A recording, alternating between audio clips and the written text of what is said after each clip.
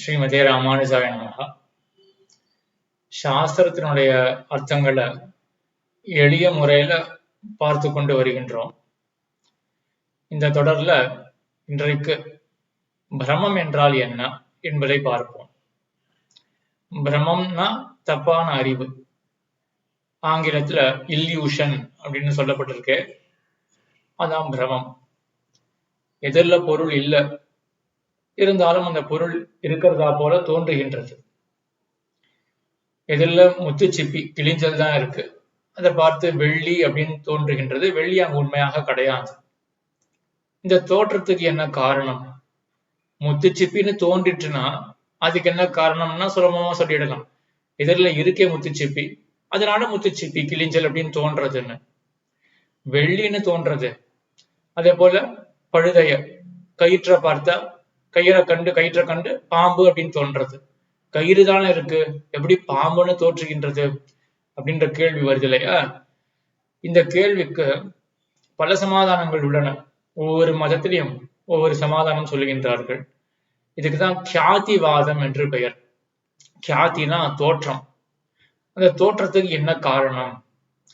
நையாயிக்கன் அப்படின்றவனை பத்தி பார்த்துட்டு வரோம். சாஸ்திரிய உணர்வாதிகரணத்திலையும் பார்த்துருப்போம், ஞாபகத்துல வைத்துக் கொள்வது. அந்த நையாயிக்கன் என்ன சொல்றான்னா அந்யதா கியாதி அப்படின்னு ஒண்ணு சொல்றான். பிராபாகரன் அப்படின்றவனையும் பத்தி பார்த்திருக்கோம். ஜிக்ஞாசாதிகரணத்துல அவன் தான் பூர்வபக்ஷி என்பதை ஞாபகப்படுத்திக் கொள்வது. அவன் என்ன சொல்றான்னா இங்க அக்யாதி அப்படின்றது ஏற்படுகின்றது. எம்பெருமானார் என்ன சாதிக்கிறார் அப்படின்னா சத்யாதி, யதார்த்த கியாதி, சத்யாதி அப்படின்னு எம்பெருமானார் சாதிக்கிறார். 3 பட்சங்கள்: அந்யதா கியாதி, அக்யாதி, யதார்த்த கியாதி. யதார்த்த கியாதி தான் சத்யாதி. 3 பட்சங்களை பத்தி பார்ப்போம். இதுக்கு மேலேயும் பட்சங்கள்லாம் இருக்கு. பௌத்தன் சொல்றது ஆத்ம கியாத்தின்னு, அத்வைதி சொல்றது அனிர்வச்சனீய கியாத்தின்றது. அது ரெண்டும் பௌத்த மதமும் அத்வைத்த மதமும் நிறைய இடங்கள்ல கொஞ்சம் சட்டுன்னு புரியாது, அது குழப்பதான் செய்யும். அதனால அந்த 2 மதத்தையும் விட்டுட்டு நையாயிக்கன் என்ன சொல்றான், பிராபாகரன் என்ன சொல்றான், எம்பெருமானார் என்ன சாதிக்கிறார் அப்படின்றத மட்டும் பார்ப்போம். எந்த கேள்வியில நாம இருக்கோம்? இப்போ எதிரில் பொருள் இல்ல, எதிரில் ரஜதம் அதாவது வெள்ளி இல்ல, ஆனாலும் வெள்ளின்னு தோன்றுகின்றதே, இதுக்கு என்ன காரணம் அப்படின்ற கேள்வியில இருக்கும். அதுக்கு முதல்ல நையாயிக்கன் என்ன சொல்றான்றதை பார்ப்போம். அவனுடைய பட்சம் என்னது? அந்யதா கியாதி. கியாத்தினா ஒளி, அதாவது தோற்றம். அந்யதா அப்படின்னா வேறு விதமாக. அவன் என்ன சொல்ல வரான்னா எதிரில் இருக்கிறது கிழிஞ்சல் தான், ஆனா அதுவே தான் வெள்ளியாக தோற்றுகின்றது அப்படின்னு சொல்றான். சரி, அவனுடைய பிரக்ரியா என்னது? பிரக்ரியா அப்படின்னா ப்ராசஸ், என்ன நடக்கிறது, நம்மளுடைய புத்தியில இருக்கக்கூடிய அடுத்தடுத்த படிக்கட்டுகள் என்ன, எப்படி அந்த எதிர்க்கக்கூடிய பொருள் எப்படி நமக்கு வேற விதமா தெரிய வருது அப்படின்ற அந்த பிரக்ரியா, அந்த ப்ராசஸ் அவன் என்ன சொல்றான்னா, முதல்ல இதுல இருக்கிறது என்னது? கிழிஞ்சல் தான் இருக்கு. அந்த கிழிஞ்சலோட கண்ணுக்கு தொடர்பு முதல்ல வருது. ஏன்னா கண்ணை மூடி இருந்தா எதிரில் யாருக்குமே வெள்ளி இருக்கு அப்படின்னு தோற்ற போறது கிடையாது. கண்ணை திறந்தாதான் பொய்யான ஞானமும் அது கிழிஞ்சலையே பார்த்து வெள்ளி அப்படின்னு தோற்ற போறதும் கண்ணை திறந்தாதான். அப்போ கண்ணுக்கும் அந்த எதிரில் இருக்கக்கூடிய கிழிஞ்சல் முத்துச்சிப்பி, தமிழ்ல கிழிஞ்சல் முத்துச்சிப்பின்றது இது இந்த காஞ்சி ஷெல் அந்த மாதிரி சொல்லுவாங்க. இங்கிலீஷ்ல அதுக்கு இந்த காஞ்சி ஷெல் அப்படின்னு பெயர்.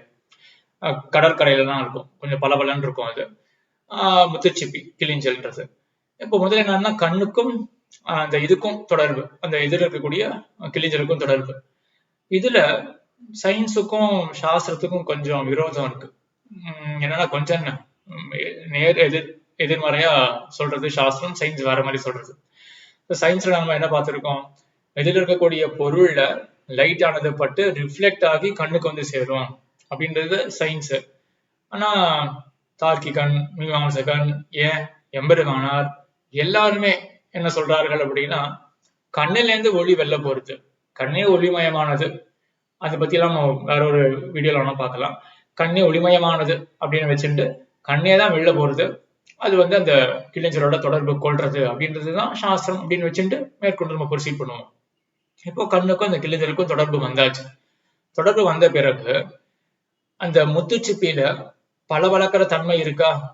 அந்த பளபளக்கிற தன்மை இருக்கிறதுனால நமக்கு வெள்ளியினுடைய ஞாபகம் வருது. வெள்ளியினுடைய ஞாபகம் வந்த பிறகு எதில் இருக்கக்கூடியதே வெள்ளிதான் அப்படின்னு ஒரு புதுசான தோற்றம் வருது. இப்படின்றதுதான் இந்த நையாயிகனுடைய கூற்று.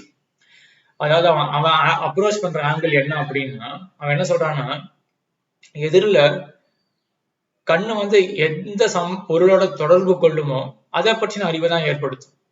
எதிரில ஃப்ரிட்ஜ் தெரியலையே அப்படின்னா, எதிரில ஃப்ரிட்ஜ் இருந்தா தானே தெரியும். எதிரில ஃப்ரிட்ஜ் இல்ல, கண்ணுக்கு ஃப்ரிட்ஜோட தொடர்பு இல்லை, அதனால ஃப்ரிட்ஜ் தோன்றவில்லை. இதுல லேப்டாப் தான் இருக்கு, கண்ணுக்கு லேப்டாப்போட தொடர்பு இருக்கு, அதனால லேப்டாப் இருக்கிறதா தெரியுது. இப்ப கண்ணு என்ன பண்ணும்? எதிரில என்ன பொருள் இருக்கோ அதை காட்டி கொடுக்கும். அப்ப கண்ணால ஒரு தோற்றம் ஏற்படணும், ஒரு ஞானம் ஏற்படணும் அப்படின்னா, அந்த எந்த பொருள் தோன்றுகின்றதோ அதுக்கும் கண்ணுக்கும் ஒரு தொடர்பு சொல்லி ஆகணும், ஒரு சம்பந்தம் சொல்லி ஆகணும். அப்ப எதிரில பானை இருக்கு அப்படின்றத தெரிஞ்சுக்கணும்னா அங்க சுலபமா சொல்லிடலாம், கண்ணுக்கும் பானைக்கும் தொடர்பு இருக்கு அப்படின்னு. சரி, இந்த இடத்துல என்ன?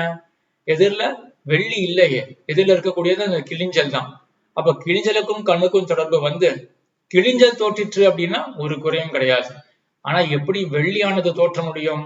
அதுக்கு அந்த நையாயிக்க நம்ம என்ன சொல்றாங்கன்னா, அப்ப அந்த வெள்ளிக்கும் கண்ணுக்கும் ஒரு தொடர்பை சொல்லி ஆக வேண்டும் அப்படின்னு சொல்றான். வெள்ளிதான் எதிரில இல்லையே. அதுக்கு அவன் சொல்றான், சரி கண்ணுக்கும் வெள்ளிக்கும் நேர தொடர்பு கிடையாது, ஆனா ஞானம் மூலமாக ஒரு தொடர்பை சொல்லலாம் அப்படின்றாங்க. அவனுடைய என்ன ப்ராசஸ் பிரக்ரியா என்ன அப்படின்னா, இப்போ கண்ணுக்கும் அந்த கிளிஞ்சலுக்கும் தொடர்பு வந்தாச்சு இல்லையா? அந்த கிளிஞ்சல் என்ன இருக்கு? பளபளக்கிற தன்மை இருக்கு. அதனால என்னன்னா, முன்னாடி நம்ம பார்த்துட்டு போன வெள்ளி அதனுடைய ஞாபகம் வருது. ஞாபகம் அப்படின்றது ஒரு விதமான ஞானம் தானே. ஸ்மிருதி, ஸ்மரணம், ஞாபகம் அப்படின்றது அதே ஒரு விதமான ஒரு ஞானம் தான். அப்போ இந்த ஞானத்துல எதை பத்தி நம்ம ஞாபகம் வச்சுட்டு இருக்கோம்? வெள்ளிய பத்தி தானே ஞாபகம் வச்சுட்டு இருக்கோம். அப்போ கண்ணுக்கும் வெள்ளிக்கும் இவ்விதமான ஒரு தொடர்பு சொல்லலாம் அப்படின்னு சொல்றான். எதிரில கண்ணால பார்க்கப்படுகிற பொருள், அதனால எது ஞாபகப்படுத்தப்படுகின்றதோ அந்த பொருளுக்கும் கண்ணுக்கும் இந்த ஞாபகம் அப்படின்ற ஞானத்தின் தொடர்பு, அது மூலமாக தொடர்பானது உள்ளது. ஆகையினால என்ன ஆகுதுன்னா, இப்போ மூன்றாவது தனியான ஒரு ஞானம் என்ன நம்ம இடத்துல என்ன ஏற்படுறது அப்படின்னா, எதிரில் இருக்கக்கூடியது வெள்ளி அப்படின்ற மூன்றாவது ஒரு ஞானம் அப்படின்னா நையாயிகனுடைய ப்ராசஸ். மறுபடியும் நான் ஒரு பிரக்கிரியை சொல்றேன்.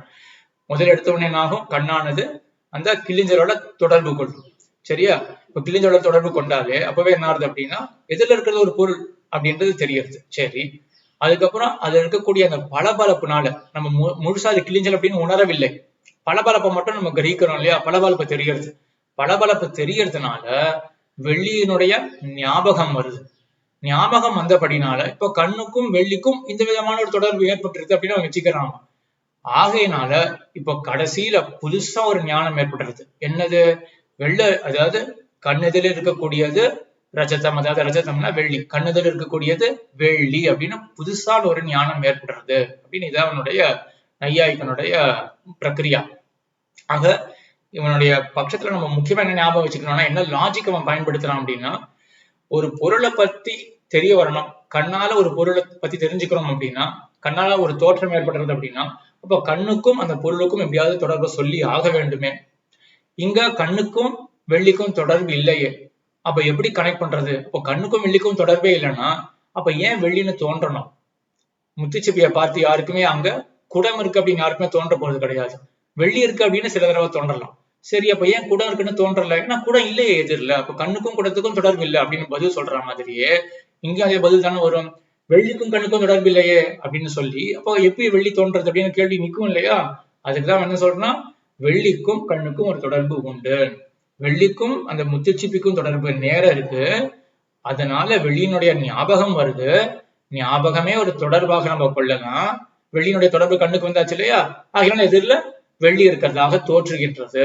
இதுதான் அந்யதாக்யாதி அப்படின்னு. இதுக்கப்புறம் அக்யாதி அப்படின்றது பிரபாகரனுடைய பட்சம், சத்யாதின்றது எம்பெருமானாருடைய பட்சம். அக்யாதி ரொம்ப இன்ட்ரெஸ்டிங்கா இருக்கும், சத்யாதி இன்னுமே இன்ட்ரெஸ்டிங்கா இருக்கும். அதை பத்தி மேல் சில வீடியோக்கள்ல பார்க்கலாம். ஆழ்வார் திருவடிகளே சரணம், எம்பெருமானார் திருவடிகளே சரணம், ஜீயர் திருவடிகளே சரணம்.